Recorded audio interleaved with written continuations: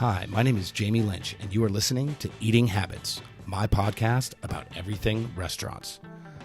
I will explore the human element of the hospitality business, and I'll talk to the who's who in restaurants, explore their stories, and hear what's on their minds in the ever-changing landscape of the food and beverage industry. My name is Trey McMillan from Lowcountry Oyster Company, and this is Eating Habits. Hey there, everyone. In this week's episode, we talk with Trey McMillan from Lowcountry Oysters. Trey started one of the first oyster farms in the Lowcountry down in the Ace Basin using northern oyster growing techniques. And these oysters are awesome. We carry them at all of our restaurants, and I'm happy to share with you his story. So here we go. What's up, Trey? What's up, Jamie? How are you? I'm well, man. How about yourself? I'm doing great. Okay, let's get started into this. Lowcountry Oyster Company. Yes. Started how long ago? So 4 years? 5 let's see. We started 2017, and we started selling our product in 2018. Okay, so 2018 you started distributing oysters. Correct. I think We started growing them in 2017. They take forever. is that when we started using? Did we start using your oysters straight out of the gate, or did we come late to the party? I can't y'all remember weren't late when- to the party at all. Y'all We were like ahead of the game, right? We were waiting. I was chomping at the bit. That's right. I think we were the first summer harvest we had was with y'all because y'all came to the farm the first time. I think it was like June or July, something like that. Yeah, your oysters. Let's talk about the oysters that you guys grow here. Where you grow them, how all that's kind of done. Because that was eye opening for me when we came out to the farm prior to you starting to sell. I don't think I've never been to an oyster farm. Yeah. I had an organic vegetable farm, so I was familiar with the harsh realities of farming and what that's like, but I couldn't relate that to what the aquaculture kind of farming was about. And you have a real beautiful farm out there. So let's talk about that for a minute, give people a setting of like what that's like. It's so the farm's down the Ace Basin, which is an acronym for Ashepoo, Combahee, and Edisto rivers. That's where they all combine, and I want to say it's like the largest living estuary in the United States, definitely on the East Coast, but maybe even in the United States. And it's 350,000 acres of protected wetlands. So there's no development. There's no runoff from cattle farms or poop plants or any of that stuff. And that weird weird runoff. That stuff you don't want. So it really makes a really good spot to grow oysters. And Why is that? It's just pristine water. It's super clean. Like all that runoff and stuff. So I don't know that people generally understand, and I kind of get it a little bit, but like all of that industrial runoff, whether it's contaminated water, it could be from feces from cattle farms or pig farms or whatever, could be chemicals from a plant or whatever. What does that do exactly to the estuary to cause or the area to over time it'll definitely start killing stuff off. Everyone's, especially now, everyone's moving to the coast. A ton of people are moving to South Carolina, but just the coast in general. So, the more development you have, the more marshland that gets filled in, which means more oyster beds go away. And that's kind of what is your first barrier of protection from erosion, essentially, for sea level rising and stuff. So it's like everything else. I want to get into the ecological amazingness of oysters shortly. Oh yeah, because I continue to learn about these things like all the time, and I'm just like, wow, these are like magical alien creatures that they fix everything. It's a real superfood. Yeah, they really are. Yeah, and not just for your body, they fix the environment, they fix a lot of stuff. So I would definitely want to get into that because I think that's super interesting. So more about so the Ace Basin down there, where these rivers kind of converge. How does that work? Like, what is an oyster farm? So the way that we do how does that work? For the state of South Carolina, it's a pretty new method of farming. We use all floating gear. So we have these big cages that float on the top of the water column, and then we put bags inside each cage. And it's by no means is it a new technology. They actually do it. They've been doing it up north for years and years, like Canada and really the Chesapeake above. That's kind of where I got my first taste of it, was in Chesapeake when I first saw it and thought it was amazing. So I started doing research on it. And when was that? That would have been 2015-ish. It was when I was still fishing professionally at the time, and I was actually in Maryland. But yeah, so that was like 2015, and I just kind of took a lot of interest in it for some reason, and I guess by 2017 I decided to quit my career, take a massive loan out, jump in it feet first, and here we are. So let's talk about that. So prior, okay, so you ran into this method of growing oysters around 2015. Prior to that, you were a pro fisherman, an angler. Yeah, it was fun, man. It was. So I tried the college thing. It wasn't for me. Where'd you go to college? So I started out going to school down in Florida, to a maritime school. Okay. And it lasted a couple weeks. You're like, yeah, I was 18 and I knew everything, and I was, I really liked fishing, and so I ended up, becoming a professional fisherman at the age of 18, starting to fish tournaments and all that kind of stuff, and travel around. So like billfish tournaments. Yeah. Like everything we did was all billfish and stuff. Okay. I fished, man, I can't even tell you how many tournaments. It was a bunch. It was, as a young man, it's. How do you get into that? Like, that's kind of like, it's a huge sport. As far as like, there's a lot of money in it. There's a lot of celebrity people are involved in it. But like, how do you at like 18 or as a teenager get it like on a boat? I started like in the summers and stuff when I was in high school. I was basically washing boats in the summer as a summer job, and I use that term very loosely, the summer job, because you don't make a dime. Yeah. And as a 17-year-old kid, it's like I'm going to save up all my money from the summer to be able to go out on Friday nights all year. Yeah. But so I just started washing the boats when they would come in from fishing, and all the mates and captains were essentially pay me in knowledge. They would start taking me fishing, and I just fell in love with it, and that's kind of how I got my start. It's a little different for everybody, but it's definitely one of those industries that you still have to stay humble and keep your head down to get anywhere. Otherwise, you're just going to be the next guy that comes in and acts like an asshole. Right. So that to me is pretty fascinating. The whole sport fishing thing. So you took us fishing. Yeah. You took a bunch of the chefs, so me, Chef Adam, our significant others. So it was like our Charleston kind of chef crew. I think you guys were preparing for a tournament. That's like right before the Governor's Cup or something like that, one of those tournaments.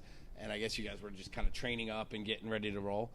Man, that was an eye opener. Yeah. Right. Like I'd been deep sea fishing on like a charter boat. We didn't catch anything like in Florida. It was just like I caught a wicked sunburn. Yeah. That was about it. But watching you guys fish I could relate instantly. I was fascinated by it because it reminded me of how like a well-oiled kitchen runs on a Friday night or a Saturday night. It's like efficiency, man. Yeah, dude. it was awesome to watch. If anybody hasn't seen it, like YouTube that shit because it's crazy when you get a good crew. So what is that like? Do you guys have like a set crew? That like a team that works together all the time, or is it like a freelance pirate thing? So it's a little bit of both. Really, the guys that win, they win consistently, and it's because they have the same guys fishing with them. They're on the same. They're on the same. Everything's the same. You have one job, you show up, you do it really good, and you're gonna win. Got it. So it's kind of, it's like anything else. Yeah. It's all teamwork. You're only as good as the next person makes you. So. Yeah. Who drives? Is the captain drive the boat? The captain drives the boat. Okay, so the captain's the one's responsible for finding the fish, basically. Correct. Like find out wherever the hell they are. His network is what you pay for. Okay. So explain that. I don't know. What so that his means. Network, like when his knowledge of everything, the areas y'all are fishing, but also his outreach to other captains from that area. Obviously, you go to different places. Yeah. Like going to somebody else's kitchen, you don't know where all the utensils are. Right. Well, he's got a knowledge because he's been there before and he knows all the guys that do it. Gotcha. So you're paying for his knowledge. That's what. Are the captains for these like tournaments kind of cutthroat? Are they like? Oh yeah. Like. Oh yeah. They're like. Their little they're recipe like book, their little all their notes is like super top secret. And it's what's funny about it, it's really generational. Okay. So it's like you have the younger crowd coming up, and when those guys start running boats, like the first one that usually starts running a boat and all of his friends are still the mates and stuff. Yeah. He gets whipped on continuously for a couple years until his buddies start coming up. Gotcha. Then they start getting they're like, oh, this is what it's like. Exactly. And then that generation kind of starts bumping out the generation before them. I'm not gonna say bumping them out because there's definitely guys that have been doing it forever that you just can't beat. Yeah. I mean, they just know. They know all the stuff. They know everything, and if you try messing with them, you're gonna get run over. Is it? Do you follow all the tournaments and stuff still? Oh yeah, I still talk to them all the guys. Yeah, I'm that guy that watches it from behind the desk now. Yeah. You got it like a tracker on your computer. You're like, I listen to him on the radio, and cool. Live my glory days. Nice. Is there a goat? Absolutely. There's absolutely. The one who everybody's like, absolutely, he's the legend. There's a good many of them, and it was like the Trailblazers. In all honesty, Okay. They're like the OGs. Obviously, so your career kind of started sport fishing on the water. Mm-hmm. You grew up in Charleston? I grew up in Charleston. So you've always been near the water. Yeah. Do you think that had something to do with kind of this passion for? Hands down. Yeah. Hands down. I mean, at the age of 30, I was tired, man. I was tired of traveling. I was gone 7-8 months a year. Okay. So being able to come home and how long would you be gone for when months, you guys going? Yeah, so months at a time. I mean, we were on the same boat. We would go from Charleston to North Carolina to Bermuda, from Bermuda to Virginia to Ocean City back to Charleston, and we would do all that in like 3 months. And that's then hauling. Yeah, and then we would have like maybe a month to kind of reset. Yeah. And then go down south. How much of that is actually fishing the tournament, and how much of that's like traveling, setting up? So most tournaments are. That's a lot. Like people don't realize how hard that travel is. The tournament's the fun part. Yeah. The prep work and the travel and just everything that you don't see behind the scenes. Mm-hmm. It is daunting and very tasking and very tiring. Yeah. I mean, we were literally finish a tournament one day, go in, hand in our catch reports and stuff to finish out the tournament, and literally go back to the boat, finish fueling, and leave at 9 o'clock at night to go to the next one. Shit. And sometimes leaving would be going 800 miles across the ocean to the middle of nowhere, So it's just people don't see that, but they do see the part where it's the big fish hanging and all that. I mean, that's the fun part. Right. That's why we did everything that we did to make that happen. Yeah. It's a love of the sport, and so to be able to do that, you have to do the.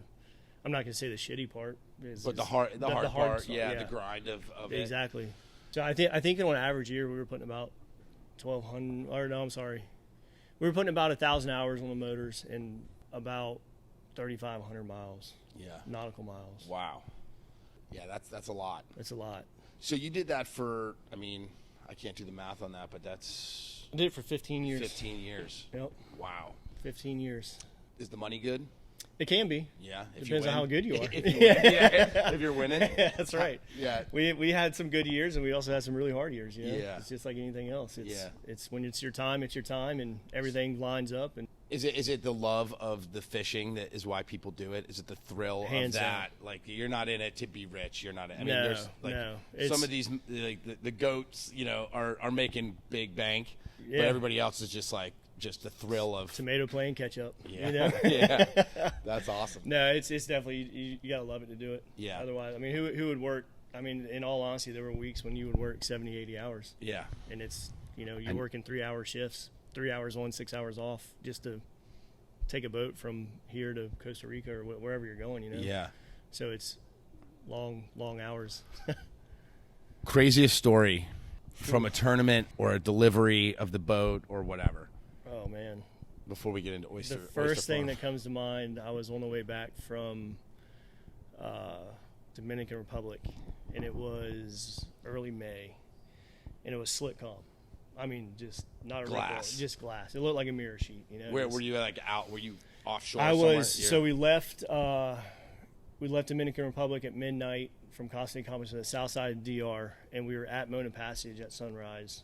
We came through the passage and went all the way to Turks and Caicos that same day, which is a haul. We got in Turks and Caicos at dark, cleared customs, got fuel, got a few hours of sleep, woke up the next morning, left at sunrise so we could get through the reef safely. Yeah. And we started heading north, and I was going to try to go to Nassau, and out of nowhere. So we were we were between Bahamas and Turks and Caicos, Provo. Okay. And out of nowhere, this storm just blew up. Like I saw it on radar, and it was like, all right, well, I'll start going this way a little bit. Yeah. Kind of get on the skirting away. Yeah. That thing was moving, dude. And Yeah. there was no way around it at that point. And I get goosebumps thinking about it right now. It blew our front curtains out on the bridge. Like, that whole white squall thing Yeah. where you get disoriented, it's Yeah. real. Like You was were like- that was the first and the only time I've ever seen it like that, and it's real. Like it disoriented me. I didn't know which way was which. You couldn't see the bow of the boat. I mean, it was intense. It was about a Wow. 15-minute period where I was like, this might be it. Holy Yeah. shit! You thought you might the Like boat might literally, like I was like, if it's it's not really that rough, but the wind, the lightning, and like just all the factors that play Yeah. into it, it's like was like intense. holy cow! Like your hair is like standing up the entire time because the lightning's just everywhere. How stable are those boats? So you were on one of the big like Kingfisher type boats, Yeah. right? The big tournament boats. So Yeah. How stable are those things? They're really stable. Yeah. I mean nowadays they have like gyros and stuff in them where they like stabilizers, almost so they like don't. thrusters and stuff. Or Yeah, is it they've like, got thrusters and all that, but now they also have like gyro balls to where they don't rock. It like eliminates. I think How it's does like that- 90% of the roll out of them. Oh wow! So it's like Yeah, when it's like 6 foot seas and you go beam 2, yeah, they just sit stay. normal. That's yeah, crazy. It's insane. It's pretty wild. Wow, that's cool. Yeah, So this storm just came out of nowhere. yeah. Was there, it? There was did no it way just around it. materialize, or did it like blow in? So I saw it coming on the radar, and we were trying to skirt around it, and it was moving so quickly, and you have to be really fuel conscientious when you do these big runs like that, to where we can't just like You can't run 20 miles out of the way to get out of its path. So we'll start kind of jogging one way or the other to kind of slip by it on the out, kind of skirt by it on the edge. It was moving too fast for us to do that at the speed we were making, so it just caught us. And at that point, it's like, now do I turn around and run away from it to try to get Yeah. around it? But then you're run out of fuel. So right. it's- You just float. You're so bobbing. it gets to a point where you're just like, all right, put your head down. We're going through it, Oh, So man. we turned into it, and I mean, literally, that's all we could do. We basically just took the boat and put it in gear, turned on the autopilot, quit touching the metal wheel. Yeah. Don't touch anything. Yeah, don't touch anything. And just kept the bow into the wind. That Wow. was really all we could do. How long was that? It was like 15 minutes. Yeah. Which it's not that long. It doesn't sound that long, but when you Oh got god, dude! It the was skies lighting up. forever. It was forever. Is how long it was.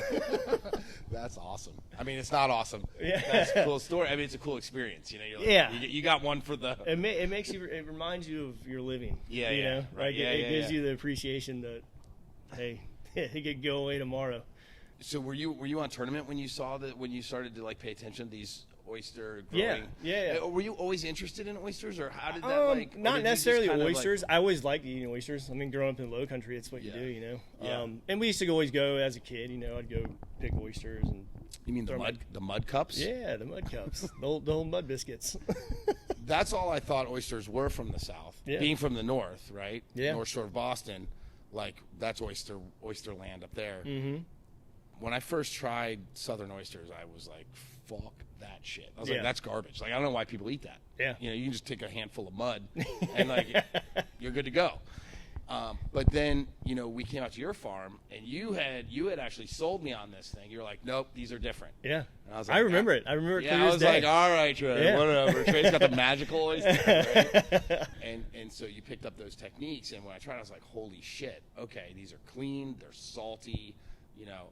I don't even know that the wild oysters here taste salty. I just remember them being just very dirty. Yeah. and that's after pressure washing them and like Yeah. doing all the things that you do yeah. for like. I an mean, oyster. you're pulling them out of the mud. Yeah, So- yeah. So that was your experience with oysters, was Mm-hmm. the mud cups. That's what I'm going to refer to them as. I still won't eat them. I'm like, I'm good. So what kind of led you to the growing them in the Lowcountry in this method? I would say it was more or less being able to come home. Yeah. Taking what I've built as a career over the past 15 years and applying it to something that's not totally out of my realm. You There's- mean like being on the water? Exactly. There's no Yeah. way in hell I'm going to go sit in an office for 8 hours a day and look at a computer screen. There's no way. And I know that. Or maybe just Yeah. a warehouse. Yeah, a warehouse is a little different. Yeah. It's a little dirtier. It's a little seedier. Yeah. So it was one of those things. It's like, how can I use what my education was, making a living on the water, apply it to something that I find fascinating and not having to go to work every day. Yeah. So, and I say not going to having to go to work every day. It's like, if you do something you love, you don't ever work a day in your life. So Right. I knew I loved being on the water. I knew I love all things boat related and all that. So it was kind of a hybrid of everything for me and giving me an opportunity to come home and settle down, sort of say. Yeah. Not be traveling all the time, Exactly. sleeping in a wherever on Yeah. a boat or Yeah. or in a hotel room Exactly. or whatever. Exactly. Yeah. That stuff's great when you're a teenager. I wouldn't You're change like- it for the world. Yeah. But I was ready to come home. Ready to be done with that. So you first noticed this kind of, we'll call it like the northern kind of oyster farming techniques around 2015. Were you already interested in thinking about an oyster farm at that point, or was that just kind of like the seed where you're like, oh, this might be something I get into?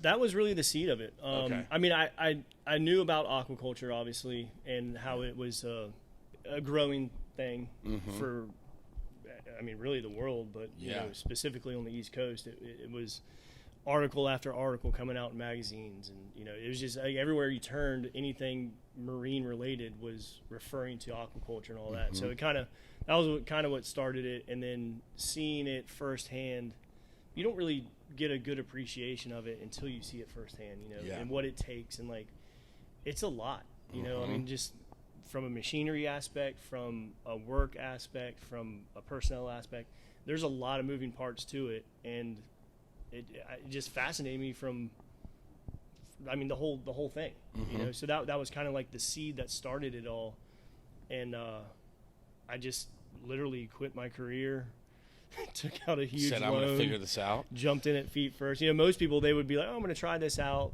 while still maintaining this job, and I tried that for about 10 days.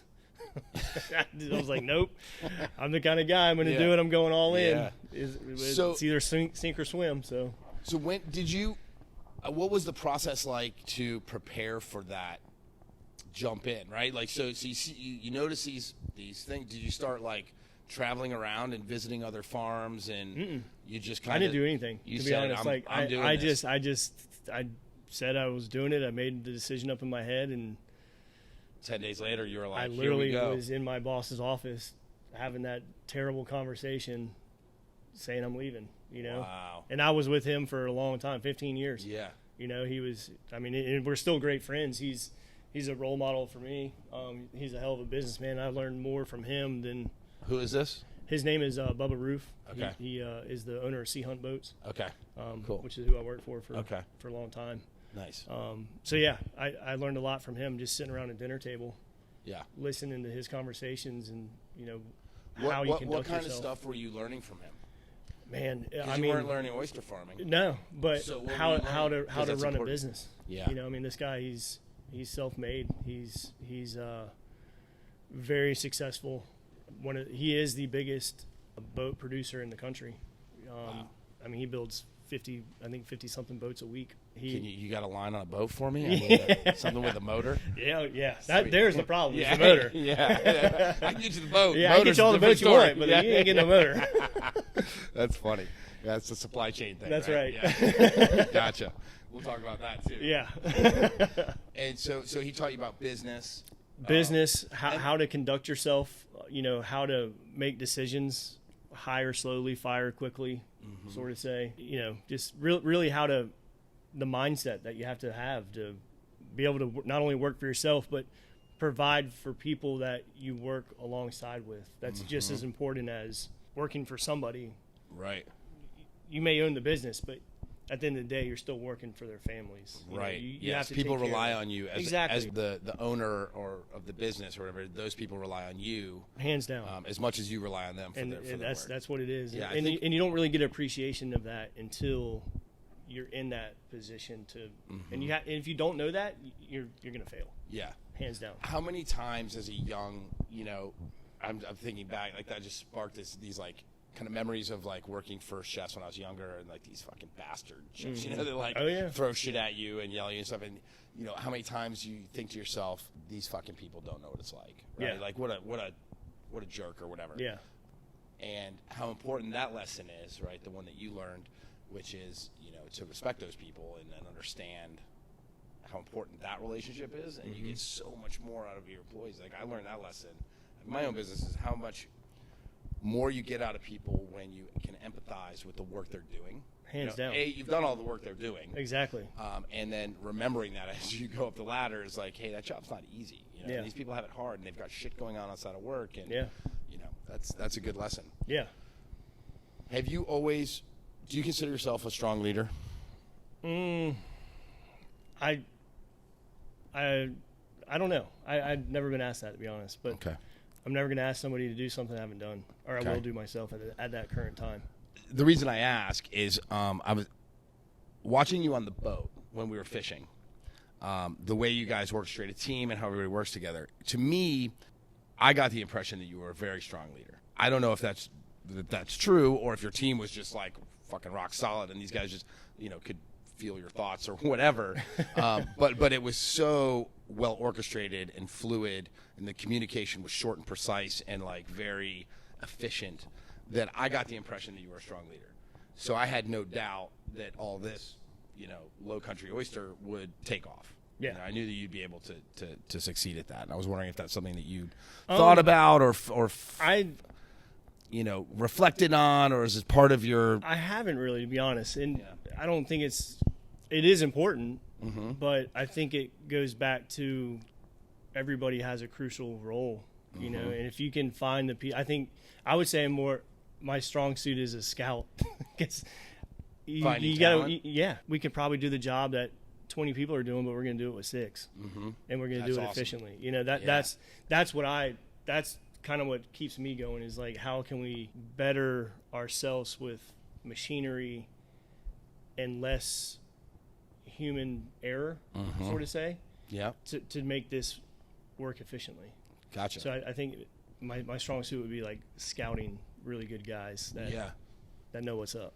So let's talk about, because I think the leadership part of this tool or this evolution is going to come through growth, right? Like, you don't need to be a great leader when it's you and your 2 best boys and you guys are just like roughing it out and getting it done, right? You're like, I just rely on us and we go. The real trick will be once you expand and grow, and if you grow, which I want to talk about that. So you just kind of decided you're going to do it. You took out a monster loan. Yeah. How did that happen? How the hell do you take out a monster loan when you're a pro angler? Like, do banks even know what that is? No. Well, hey, I'm a pro angler. They're like, what is that? They don't understand what that is, and they also they will not finance any farm. Okay. So it was basically, I leveraged my house in the deal, and I had some equity in my home. So basically, I took a major risk. And took an SBA loan out for $500,000 and deferred the payments for a year, so built up a lot more debt with interest and everything else.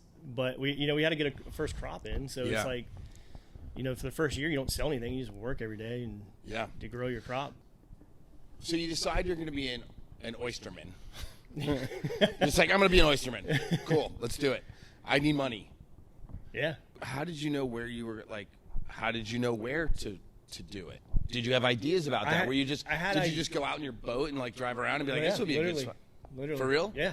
I'm not even kidding you. You're just like touring around out in like the marshes and stuff looking for a spot. You're like, this would work? Pretty much. And then what do you petition? So you have you have to take that idea of that spot and take it back to DNR, Department of Natural Resources. Okay. And apply through them. They either give you the yay or nay to be able to put in an application for that. So that's where it all starts. You got to reach out to somebody first and say, hey, there's a spot here that I think would be prime for doing an oyster farm. And it would be, do you give them like coordinates or something? Like, hey, this is like where it's at. You give them coordinates, and then from there, before you give them the coordinates, but then it gets much more detailed after they give you. They just kind of look at it, and they're like, they look at kind of like the marine traffic and what's there, and they're like, okay, this would work. Yep.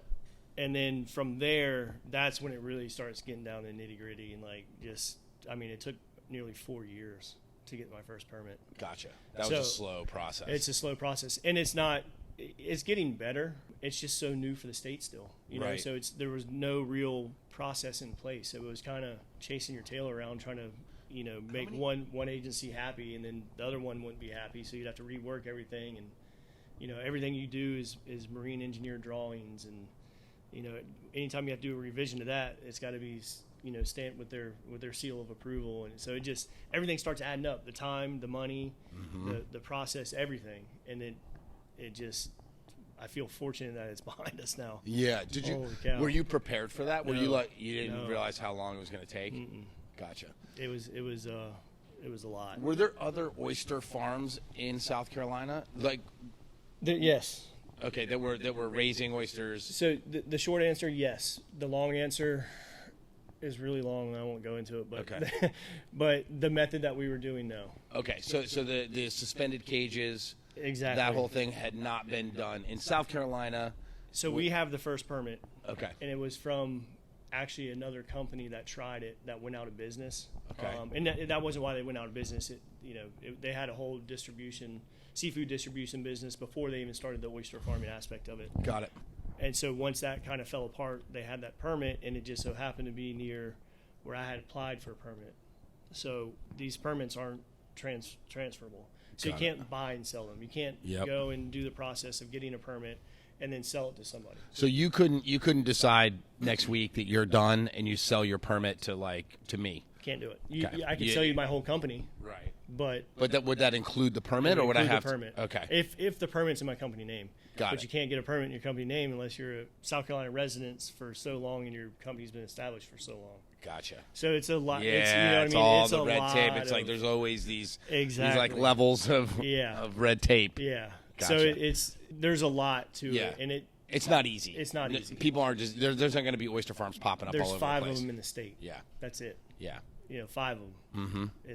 That's not a lot when you talk about how many people you're feeding. Yeah. I mean, you're I a do. chef. You understand what it takes to feed people. I do. And when you're doing that with somebody essentially choking you out, it's tough. You ended up getting the permit from an oyster farm that applied for it. They had a permit, and when they went out of business, their company went out of business, and all their gear and stuff was still out there. So basically, long story short, I did not buy the company, but I bought their assets. We did an asset purchase. Okay. For them to be able to transfer the permit to my name. Got it. And at the time, the permit, my company was still too new because I was applying for a new permit. Mm-hmm. So we couldn't put the permit in my company name. So I had to, again, take another risk with my, just like when I put my house up for a loan, it's the same thing. I had to do it with that permit now. Gotcha. So it was just kind of like a snowball, and then I guess once you get so deep into something, I was you're like, just gonna say that. We're doing it. Yeah, it's like, who cares at this point? Yeah, we're in this hole. Like, Yeah, there's it either only one works or way it out. doesn't. Yeah, there's like one way out. So at that point, I was just like, well, I just keep stacking them up, Just put them on tab. I'm good for it. Yeah, For real. Come back in 5 years. I got you, dog. Well, okay, so that's an interesting point, right? So you're accumulating all this debt, getting the business started, and getting prepared to start growing. And I want to talk about what that looks like. How do you grow an oyster? Because I think that's fascinating. Mm-hmm. But it's not a fast process. It's not. Like, how long does it take? I mean, it's actually pretty fast down here because the waters are warm, right? So speaking in oyster terms, it takes about a year here, which is fast. Uh-huh. You go up to the Chesapeake, it takes 18 months, maybe 2 years. You go up to Canada, and you're talking like 3 to 4 years for one crop. Is that because of the water temperatures? Yeah, for the most part, it's Or it probably has something to do with the feed, like the feed, like exactly. the amount of. That's exactly right. It's Yeah. it's the algae blooms, the phytoplankton, all that kind of stuff. Mm-hmm. Our water, we're like in this little niche, like this little 150-mile span of where the water never gets below 40 degrees, more or less 50 degrees really, so more or less 40. Mm-hmm. But when the water gets below 40 degrees, oysters go dormant, so they basically hibernate. Okay. They don't eat, they don't do anything. They just chill out. They just chill, and then, they quit eating, so they quit growing. We don't really run into that problem here. But you go south, and it gets too hot. You go north, it gets too cold. So we're like in this little it's like super awesome magic. little and this is not something I knew when I was going into. Okay, this. this wasn't a strategized play. It was not strategized at all. Yeah, roll the dice. Yeah. It just so happened to work out that way. It was close to where you lived. Exactly. So we're really fortunate that we can turn a crop around, and I mean we'll start seeing market ready stuff in 9 months, which is insanely fast. Yeah, that's super fast. So we always tell everybody about 12 months is our turnaround time. obviously they're not all going to be ready at 12 months, but Right. a majority, we'll start harvesting that crop at about 12 months. So that was a lucky break for you. Super lucky. Yeah. Man. And has that affected your kind of success or growth of the business? Like Hands down. Having that, Hands down. like being able to have Absolutely. crop ready that fast. Absolutely. It's our first year we killed way more oysters than we sold. How does that happen? Just not knowing, I mean, Yeah. this is all trial by fire for us. So it's, we're learning every day. Still learning every day. What kind of learning curve disasters did you experience like the first? Oh, dude, I killed like 500,000 oysters in like a week. What happened? I don't know. they just. I don't know. They're dead. Yeah. That's what happened. Were these out in a cage? Were they suspended? Yeah, or were yeah, they... yeah. It was Okay. like half of my first crop, and I shouldn't say I don't know what happened. It was a kind of a accumulation of things. Getting seed that's not local seed. We were getting seed from the Gulf because of the way the laws were written. We had to, so we didn't really have a good seed source. Local seed source. Gotcha. That's it. Probably the biggest of all. It's like any kind of farming. Like it Yeah. takes different seed for different soil. It's the same thing with water, salinities, what kind of foods in the water to eat, all that kind of stuff. Where does somebody get oyster seed? We make our own now. That's awesome. I yeah. saw that. So we and this is all stuff Trial we and learned. error Yeah, and- the first year we were just buying seed from out of state, and Where were you buying it from? Is there From like Louisiana. a supply? Is there like a supply company or like how Yeah, do you, we were like who buying do you it- call and say, hey, I need a million? we were buying them from Louisiana State University actually. Okay. So they have a sea grant program there, or they did. They might not have anymore, but they were, they have a school program, and they would produce seed and then sell it to whoever wanted to buy it for their farm or whatever it was. Mm-hmm. And so the way the laws were, we couldn't import seed from north of South Carolina. We had to go south, and there were no supply. That was like our only option. Right. But you take a Gulf seed and move it to the East Coast, it doesn't work. Gotcha. So it just we ended up losing a lot. And unfortunately, it was after almost a year that we had into it, invested into it. We lost a bunch of it. So if you lose it right out the gate, it's one thing. Yeah. But losing it when you're just coming to market, Yeah, you're sort of starting with your first you're 8 crop. months into it. Yeah, and all so that. it really hurt. Put us back a little bit, but we learned. Yeah. So at that time, we went back to the drawing board, and if we're going to do it, we got to do it right. Let's invest into a nursery. So we built a whole nursery out. So now we produce our own seed, and it's just that those sort of steps you don't know about, and I don't really think there's a guidebook to tell you. Sure. So it's just stuff you have to figure out. That's what it takes. Yeah. It is what it is. So you guys are growing. So you have a nursery at the farm. Mm-hmm. And that's basically what, like a series of tanks, basically, right? Yep. With like filters in them, so Yep. the little seed. Yeah, I can't, mean they're like the size of pepper flakes when they go in there. So we'll usually run about 2 million through it at a time. We'll do about 2 or 3 runs a year on it. So we try to put about 5-6 million oysters on our farm per year, and then we also supply some of the other farms in the state as well. Oh, cool. With the seed? With the seed, yeah. Nice. Yep. Right on. So 2018 was the first harvest. What was that first year like for you guys from a supply standpoint? How many oysters? It was tough, man. It was tough in the aspect of trying to get chefs on board that you can eat southern oysters in summer. Mm-hmm. I mean, you were one of them.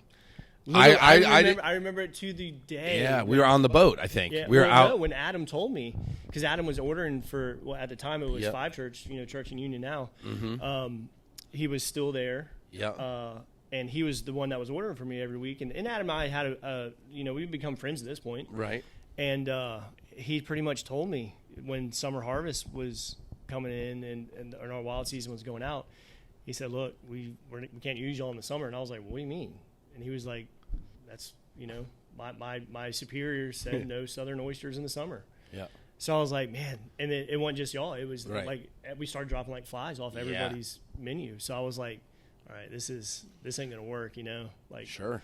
so that's when I was like, we need to start getting these guys out here to see it. We got to show that it's safe, it's good. Like we can do this, Right. And so we did. And I remember when Adam took an oyster and put it in front of Patrick. Yeah. Because Patrick wouldn't try it. Yeah. He was all against it. Yeah, he was like, He wouldn't yeah, try it. Yeah. And it was at y'all's I can't remember how many years, but it was at the birthday party. That might have been a 3-year. I think it was. That might have been a 3-year because that was. It was 3 year. Yeah. And Adam told Patrick, he said, "Just try this." And Patrick looked at Adam. He's like, and he tried it, and Adam was like, looked at him waiting for a response, and he didn't say anything. The only thing he would tell Adam was like, he figured it out. Yeah, nice. And he's like, so we can't even carry him during the summer. He goes, he's got it figured out. Yeah, yeah.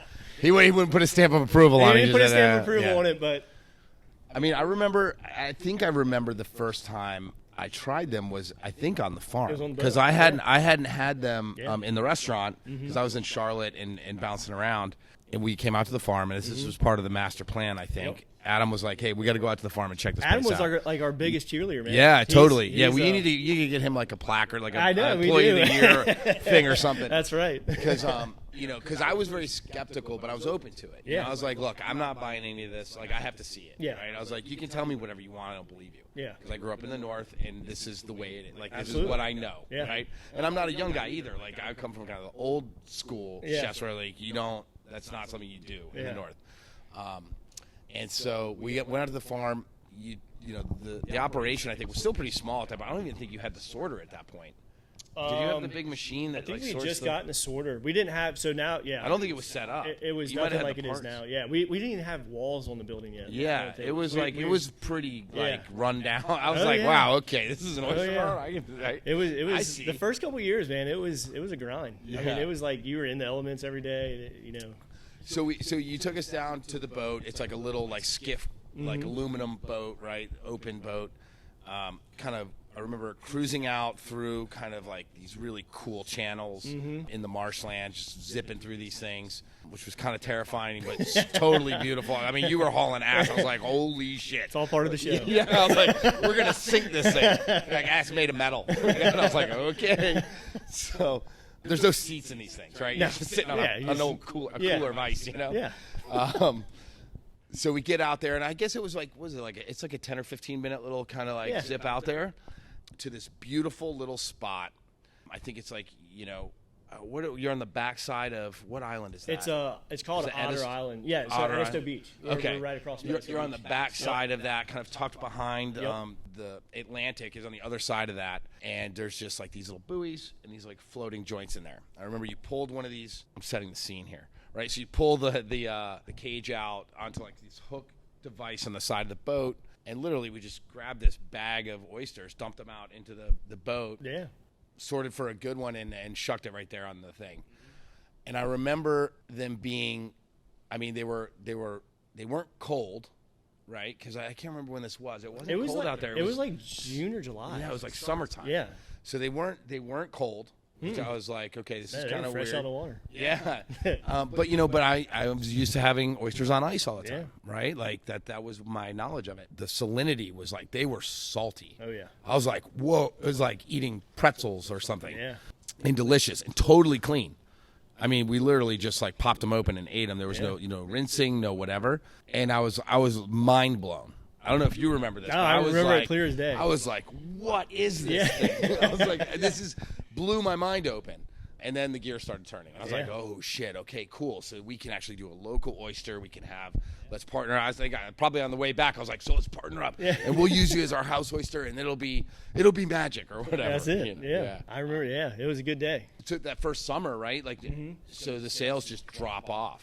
So you were going from like, how many? So now it was like, not only are we trying to figure out how to efficiently farm oysters, how to get them to restaurants on a local scale, but also now at this point we have to start educating, and I'm not saying that like as, we know everything about it. I'm saying in the sense of like, it's okay to eat these in the summer. Like, you don't have to knock them off your menu. The old adage of like, you only eat oysters with the months that end in an R. Yeah. The cold weather months. And then you don't eat them any other time. Yeah. That whole thing came from, is that because in northern oysters they spawn in the warm? No, it has nothing to do with spawning. What is it? Where did that come from? It was before, because I learned that as like a cook. Yeah. Like, as a young cook. Really before refrigeration days. Gotcha. Like here, so we have big tides here. So we have like 7-8 foot tides. Yeah. And so when the tide goes out, the banks are just full of those, as you like to call them, the mud cups. Mud cups. The mud cups. They're all over the banks. Yeah. And just sitting out. Just sitting out. So basically, they close up and the sun beats down on it. It's like a little oven. Yeah. There's no way people can eat that. Like, Yeah. And I get that. You're right. No, I'm not eating that. Yeah. I'm definitely not selling somebody something I wouldn't eat. You probably could, Yeah. but nobody's going to do that. Yeah, nobody. Please don't do that. Yeah. But they're alive. They're alive. Oh yeah. Like they're they alive. sit in these little and they're dark too. Like Yeah. those things just bake on the Yeah. on the shore. Yeah. Until the tide comes back in. And so before doing it the way that we're doing it, that's all there was. Right. So when the summer months would come around, like, you don't want to do that. Like, Yeah. you're probably going to get sick. Yeah. You know? Right. So by keeping them underwater, we basically purge them out for 2 weeks. They stay submerged for 2 weeks, and then once we harvest them, we harvest them and get them down to 40 degrees within really 15 minutes. So our whole processing facility down there now is temperature controlled. What is the temperature in the summer? So in the summer they're coming out. I mean, warm. I mean, the water's warm. The water's warm. So it's but like what is it, like 60? It's the bacteria inside the oyster. So every oyster has what's called Vibrio. Okay. There's no way around it. It's just something that lives within an oyster. And Vibrio starts to rapidly reproduce when it's heated up. Yep. So- Like all of those pathogens that make you sick. That's right. They're like that's exactly right. And that so danger zone. when that oyster closes, it's now trapped. Anything that was in it that it was eating at the time, filtering, it's now trapped in there. Well, the sun starts hitting it, it heats up, it starts rapidly reproducing. That's going to make you sick. Yeah. So by keeping them underwater for 2 weeks, they're open, they're filtering water, so it's a fresh Stream flush of salt water, sort of say. Yep. Which is fresh food, so all that bacteria, all that bad stuff is out of the oyster. Once we harvest them, take them out of the water, they close up again. So at this point, we basically put them into an ice dip and bring their internal temperature down to 40 degrees, and Vibrio cannot reproduce. Yeah. So It's it goes, just- it just it goes stays- dormant. The oyster yeah. goes to sleep at this point. It's still alive. Yeah. If you take it out of the refrigeration, just put it outside, Yep. it comes back to life. Everything's fine. How long does We it? do So all it the just time. comes to like whatever temperature, like whatever its little internal Yeah. clock says is the right temp. Yeah. And then it's like, oh, time to start feeding and doing Absolutely. whatever I do. Absolutely. Cool. And so by doing that and setting our facility up the way it's set up now, it gives us the ability to be able to control the internal temperature of the oyster to make it safe. You know, knock on wood, we've never had a case of Vibrio or anything that's been reported to any restaurant or anything with our oysters. So, and Got this it. is our 5th year of summer harvest coming up. And so typically when people get a bad oyster, right, or they get sick from oysters, probably two different things. One is a rotten oyster that's dead, right, which you probably wouldn't eat. Wouldn't eat you'll that. know it. Yeah, you're not going to eat that. Yeah. You're going to pick it up and put it to your face and be like, whoa. Yeah, that's not right. Yeah, it smells like. If you smell whatever. anything, Yeah. throw it out. Yeah, don't eat that. Right. That's the so you won't get sick from that. So the Vibrio would be the bacteria. And that would be from either improper storage, like they left out too long. That's exactly at what it room is. temperature. Yep. Got it. Is that rain? Those Oh, it's leaves. I was like, what happened? I was like, it's a squall. We got a white squall coming. Oh, man. Everybody inside. Buckle up. This is going to be a rough ride. Oh, man. Such a crazy person. That's what I thought of. Like, instantly. I was like, oh, no. It's happening again. It's like, wait, we're safe. Oh, so we were talking about the summertime and educating people about that, right? Because I had no idea about that. Where was your production at prior to that summer lull? And then, you know, what was that lull like? First of all, like what your percent, like, you know, how much of a dip did you take? And then on the flip side of that, to like kind of where you're at from a production standpoint now. We're sitting in your brand new warehouse space. Yeah. So that's kind of a big deal. Yeah. And I kind of want to follow that trajectory a little bit and then talk a little bit about kind of where you see this thing going. Like, where would you like to see it go? So it definitely, not every restaurant kind of dropped off. And it was really, I would say more the local guys were the ones that we really had to convince. Because, I mean, that's what they grew up, just like you know, Yeah. that's what they knew. So changing that was... It was hard. It still is. I mean, Right. it still happens. Well, and it was a new style of growing here that people didn't like. Yeah, nobody weren't knew familiar about it. with. Yeah. And that, you know, now it's. I'm not gonna say it's out there. We do our best to get it out there. We want everybody to come see it. But it was enough it happened so many times to where it was like, this is a problem. Like, this is going to be we can't sustain this. Right. So it kind of got to the forefront of what we were doing, you know, at that time. It was like, all right, if we're going to keep production rates up, we've got to start sharing some education about this and kind of getting the word out. So we really started focusing on it. And it's still, you know, there's still maybe a couple restaurants around that still do it, and it's not even the restaurant; it's the chef usually. And that's just what it is what it is. You know, there's some things you're not going to change, but for the most part, it's been widely accepted. It's a good thing. It's good for the state. It's good for tourism, really. You know, I mean, being one of the bigger things. You know, you go to such a town like Charleston where the food scene is just unbelievable, and people come here and they don't want to eat. You know, what if they come here from Boston? They don't want to eat Duxbury Bay oysters. They want to eat the local stuff. You know, and being able to do that in the summer is game changing, really. Yeah. So it definitely it was enough to be alarming to where we said, all right, our production rate is now at 50% because it's the month of May. Right. Like, we can't go another 4 months like this. We've got to start getting the word out. And yeah, that was really the biggest thing. So a 50% drop in production. I mean, how profitable is oyster farming? It's not very. Yeah, you have to sell a lot of them. Yeah, it's like all other farming. You know, my organic farm, there was zero profit. Yeah. You know, it was just it was really out of Corey and I just wanting to learn about it, right? Like, to be more connected to the process. And we sold our product. I mean, we sold all of our carrots and our beets and all stuff to the restaurants, and we didn't give any discounts. Yeah. You know what I mean? Like, because it's expensive. It is. And it's grueling. Like, the labor is intense. You know, like, somebody's got to drive these boats out there, and somebody's got to haul the cages up. Like, it doesn't happen magically, and it's a lot of energy that goes into it. So the profit margin's slim. It is. Can you seed your farm accordingly, or is it just kind of like you just keep production at a level? At what point? At the time, we didn't know.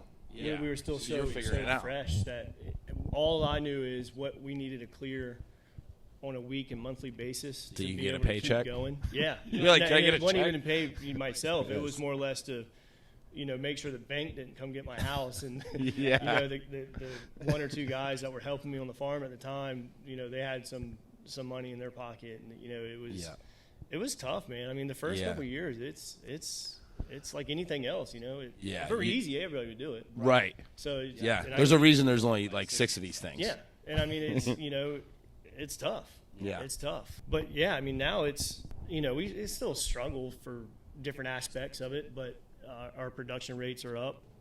Our whole goal is to be people talk about oysters like Blue Point oysters.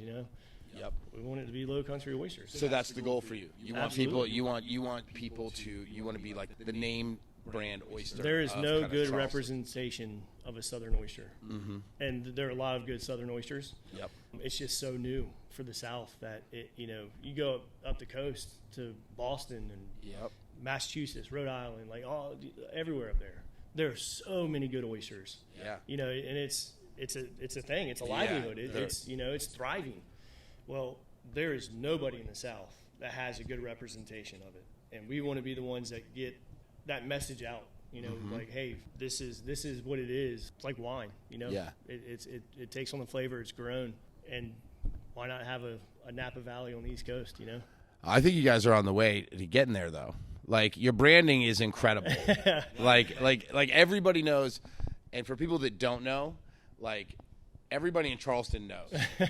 Okay, Lowcountry Oyster. It's amazing, man. When you act like an idiot on camera, they think it's hilarious. but it's like, it's the logo, it's the beard.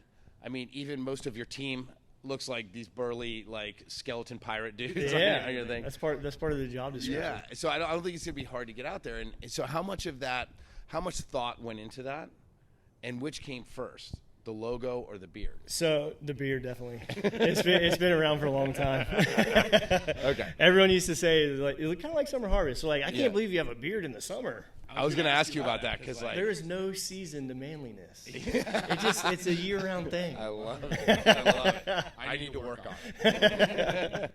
I shaved off my starter kit this morning. I was like, you carry it well. And everybody knows that. I mean, you see the truck, rolling around, and locally, you are a recognizable brand, probably one of the most popular, I would say, at least in the hospitality game.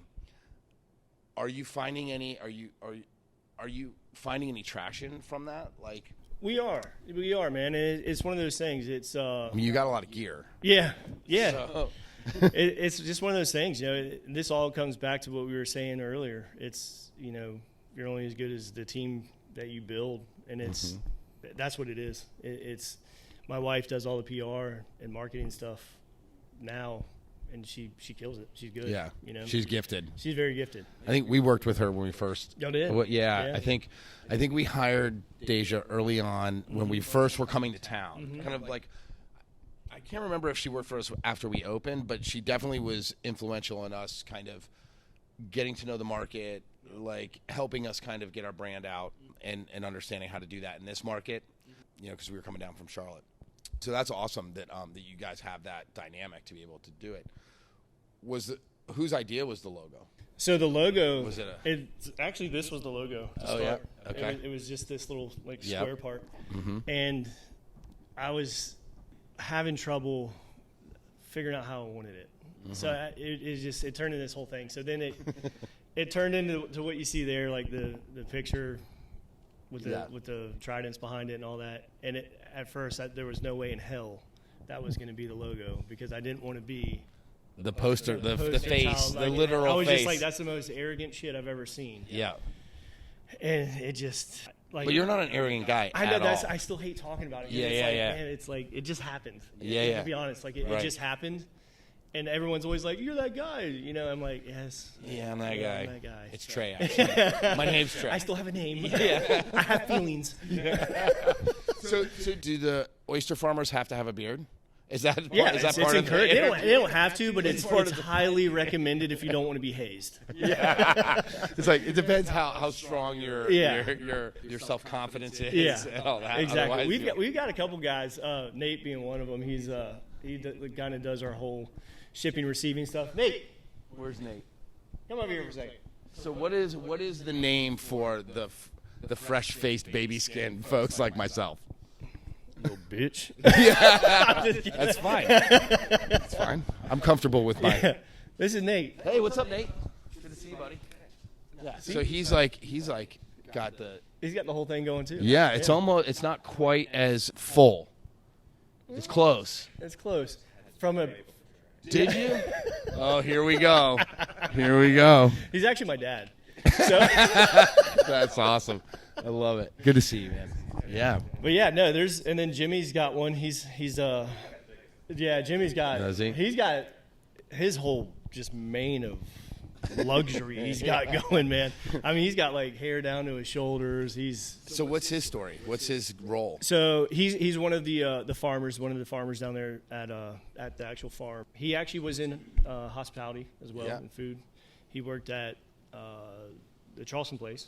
Okay. I can't remember the name of the restaurant. It was it was the one like on East Bay, like the sports pub one or whatever it was. I don't know. Oh yeah, on Market, you mean? Yes, I'm sorry, on Market. What is that called? Yeah, I know. Yeah, the pub thing, the sports bar joint. So he was there. His dad was in hospitality as well. His dad actually ran Charleston Place for years and years and years, like the event space, all that stuff. Yeah. So he came to the farm side, and he does a great job. We actually have quite a few people from the food and bev industry that have come this way to. I mean, it's all related. Yeah, get involved in the production side of things. And it's. I feel like you need to have that beard and main thing when you're on the water in the wintertime. Oh, for sure. It's brutal out there. It is brutal. Like there are days when it comes ripping over. Straight miserable. Yeah. So you need that protection. Yeah, and even this doesn't do it. It's like, man, I wish I had about 6 more pounds of this. Oh man, that's hilarious. So, at what point did you recognize kind of a turn from the grind of like building the business, getting the infrastructure straight, learning what you're doing to like, okay, or have you? Are you there? Are you there yet? Are you guys like humming along? You got it dialed in? Yeah. I mean, we're definitely. It'll forever be a learning process for us. We want to. Our goal is to try to implement new stuff to better the company, to better our industry, to better our employees. Like it's going to be for a forever learning thing. We have gotten to the point now where we're here. We're established. We don't have disappear. a chance. Yeah, It's like you're gonna turn around tomorrow and be like, very real realization for a little while where it's like I could be gone tomorrow. And it is what it is at this point. Right. But we're established now. We've got a great group of guys. Our head farmers and stuff. We're putting new systems in place all the time to only make it better. So now we're looking to go nationally now. We actually just sent nationally.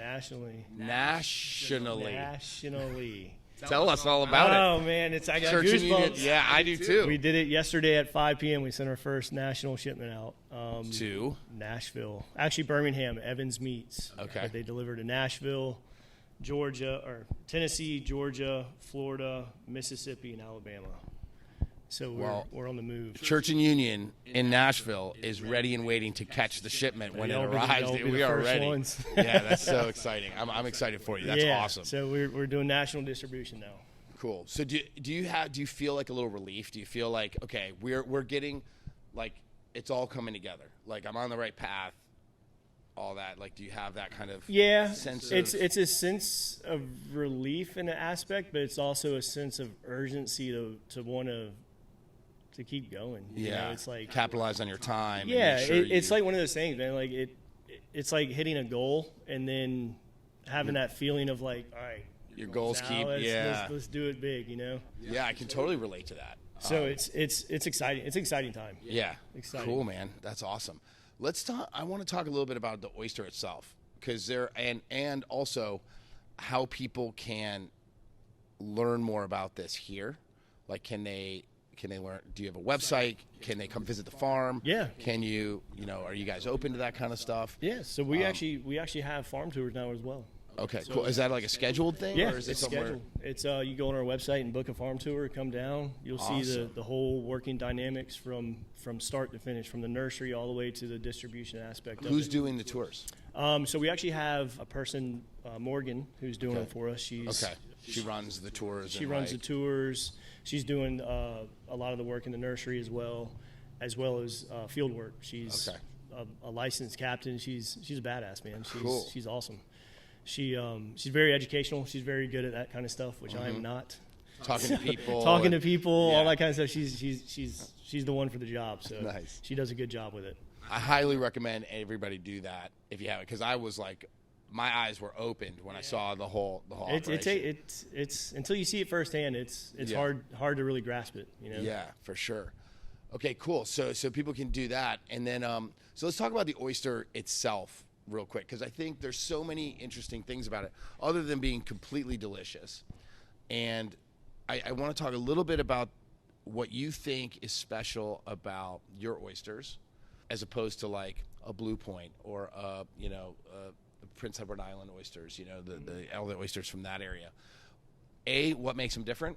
Why are yours special? I think that's an important kind of thing to talk about with people, because a lot of people don't get that. Yeah, let's start there.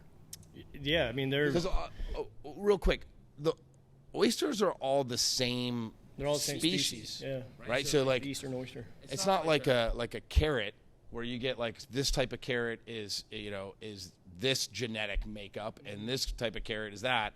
They're all the same species. They're all the same species. And it's just like wine. The best comparison that I've ever heard that I use all the time is comparing it to wine. Like, but it would be a specific grape. Like let's say Merlot. It could be the same Merlot grape, but grown in two different spots. Right. Two totally different flavors. But there aren't two different oysters, right? No. It's like it's all Merlot grapes, right? They're all Merlot grapes, but they're where grown you in grow different them. spots, so they take on the flavor in where they're grown. Right. So the literal like terroir or exactly of the estuary or wherever it is. What's special about the Lowcountry cups? So ours, as opposed to like ours are super salty. Yeah. Like the salinity level is high. They're like they border on like an olive, like a brined olive kind of. But they have a very, very, I'm not gonna say sweet finish, but it's like almost like a meaty finish, like a chicken stock. Almost. Yeah. I know everyone says everything. It's like an umami. Yeah, like everyone thing. says everything tastes like chicken, but in all honesty, like it does. Yep. I can see that. And it's really from where it's grown. You know, it's grown in really clean, good water, but also our estuaries are made up of pluff mud and marsh grass. So when tide comes in, the marsh grass holds a lot of that flavor, like the phytoplanktons and stuff that it feeds on and thrives on and gives it flavor. It holds a lot of that there, so you really get a taste of it. Gotcha. So there's like no freshness in it at all. They're super fresh, but there's no fresh water in it at all. Yeah. And we have really big tides, so it's a constant. It's like a full. It's a fresh flush of salt water. Yes. Not fresh water, but salt water. Right. But a lot Yeah, of it's constantly like they're not sitting in a protected bay where the water's completely recycled Exactly. or replenished every day, with each tide. twice a day. Yeah, twice a day. Yep. So you're getting all that constant. Yep. Got it. What else about oysters? Like, I find them so fascinating. Like the whole ecological aspect of them, like how they can clean the waters and all that kind of stuff. Like, can you speak to that a little bit? Yeah, oysters clean. Like one oyster can filter up to 50 gallons of water a day. Just one. Huge. It's a lot. So they're just like constantly like pumping water. All day. I through. mean, that's what they do. And when they do that, they're removing any Nitrogen, all like they're cleaning the water essentially. So basically, if you didn't have oysters, you would have a lot of nitrogen, which would essentially create Kill more off. grass on top. That would not allow sunlight to get to the bottom, and it's where it all starts. It's like anything else. It's all a snowball effect. They remove nitrogen, clean the water, create habitat. Where's all that nitrogen coming from? I mean, everywhere. I mean, there's no way around it. Yeah. It comes from stuff on the bottom. Stuff coming up through the mud. Yeah, to the bottom, decomposing, like whatever. Yeah, I mean it's everywhere. So they're such an almost like a keystone. Would they be considered a keystone species for for? Oh yeah, I mean, in Virginia is a very aquaculture friendly state.